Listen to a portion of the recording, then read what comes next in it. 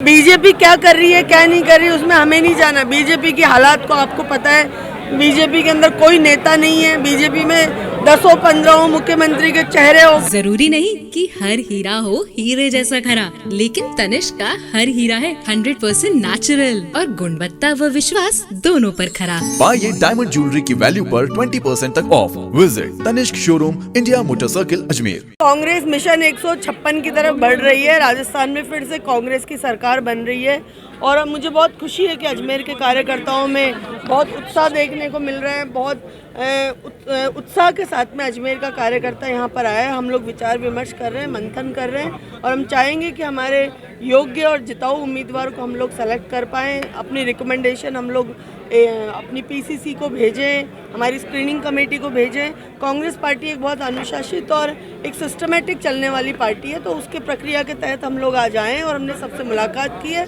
और हमें ये देखने को मिला है कि इतना उत्साह है अजमेर के कार्यकर्ताओं में। मुझे पूरा विश्वास है कि अजमेर से इस बार पूरे ज़िले से, देहात और शहर से कांग्रेस पार्टी विजय हासिल करेगी। हम लोग मिशन 156 पे चल के कांग्रेस की सरकार लेकर आएंगे। आज जो असामाजिक तत्व चल रहे हैं, जो बेरोजगारी पूरे देश में है, जो महंगाई का माहौल भारतीय जनता पार्टी द्वारा पूरे देश में चल रहा है, इनके खिलाफ हमने महंगाई राहत कैंप चलाए, जनता को राहत पहुंचाने का फ़ायदा दिया। मैं समझती हूं कि हमारी सरकार की जन कल्याणकारी नीतियां जो ग्रामीण को, गरीब को, किसान को गणेश मान के हम लोग अपना अभियान चला रहे हैं, जनता हमें आशीर्वाद ज़रूर देगी। जनता के लिए हमने रात दिन मेहनत की है। मुख्यमंत्री जी सूझबूझ से काम कर रहे हैं। हमारे राष्ट्रीय अध्यक्ष खड़गे जी, सोनिया जी, राहुल जी के नेतृत्व में हम लोग निश्चित तौर पे अपने मिशन तक पहुंचेंगे। मैडम, महिलाएं भी काफी टिकट मांग रही है इस बार, महिलाओं में काफी। देखिए, खुशी की बात है, महिलाओं को भी बराबर आना चाहिए। हमें तो सबका स्वागत है। जो महिलाएं टिकट मांग रही है उनका भी हम स्वागत करते हैं जरूर। मैडम, चयन का आधार क्या रहेगा? चयन का आधार जिताऊ उम्मीदवार है, हमारा यही आधार। कब तक फाइनल होंगे मैडम टिकट? जिस प्रकार प्रक्रिया देखिए, प्रक्रिया चल रही है। लगता है हमें कि बहुत जल्दी हम लोग, जब भी हमारी ये पैनल्स हम लोग पीसीसी में देंगे, पीसीसी स्क्रीनिंग कमेटी में देगी, तो मेरे ख्याल से 10-15 दिन में हमारी कोई ना कोई लिस्ट जरूर आएगी। मैडम, आपसे पहले बीजेपी लिस्ट निकालने जा रही है, इसको लेकर क्या करेंगे? अब बीजेपी क्या कर रही है क्या नहीं कर रही है उसमें हमें नहीं जाना। बीजेपी की हालात को आपको पता है। बीजेपी के अंदर कोई नेता नहीं है। बीजेपी में 10-15 मुख्यमंत्री के चेहरे होके डोल घूम रहे हैं। बीजेपी एक गैर अनुशासित पार्टी और एक सामंतशाही पार्टी हो गई, जो मोदी जी एक सत्तारूढ़ दल के प्रधानमंत्री होके और आंखें बंद करके इस पार्टी को चला रहे हैं।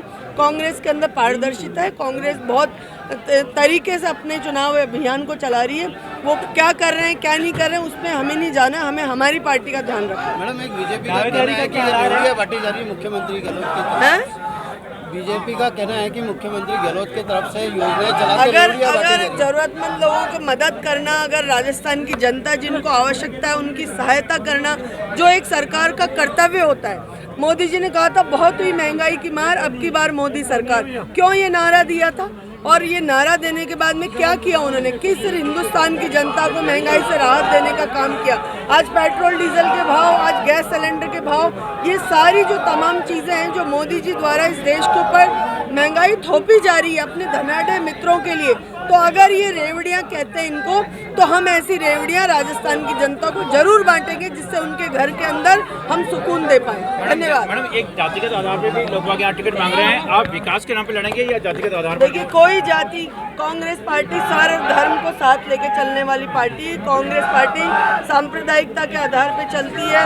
हिंदू, मुस्लिम, सिख, ईसाई सभी धर्मों को हम लोग साथ लेके चलेंगे। हमारा जो टिकट का प्रोफॉर्मा है, हमारी जो प्रायोरिटी है, वो सिर्फ विनिबिलिटी हमारी सबसे बड़ी है। धन्यवाद। राजस्थान प्रदेश कांग्रेस कमेटी की चयन समिति के सदस्य लालचंद जी कटारिया, ममता जी भूपेश आज हमारे बीच के अंदर आई है और जितने उम्मीदवार थे उन उम्मीदवार से 1 to 1 वो सब लोगों से मिल रही है और मिलने के बाद में फीडबैक ले रही है कि भाई आप अगर चुनाव में खड़े हो तो कैसे जीतोगे, जीतने की क्या आपकी है, आपकी इक्वेशंस क्या है, तमाम उन मुद्दों पे पूरी बैठ के वो बात कर रहे हैं। मैंने भी अपना जो पक्ष उनके पास में रखा है और रख के उनसे कहा है कि अजमेर उत्तर से, क्योंकि मैं पिछली बार जब चुनाव लड़ा तो मुझे 70 साल का हाईएस्ट वोट मिला है, इसलिए कांग्रेस पार्टी मुझे पुनः अगर मौका देगी तो मैं चुनाव लड़ूंगा, नहीं तो कांग्रेस पार्टी जिसको टिकट देगी उसके साथ काम करूंगा।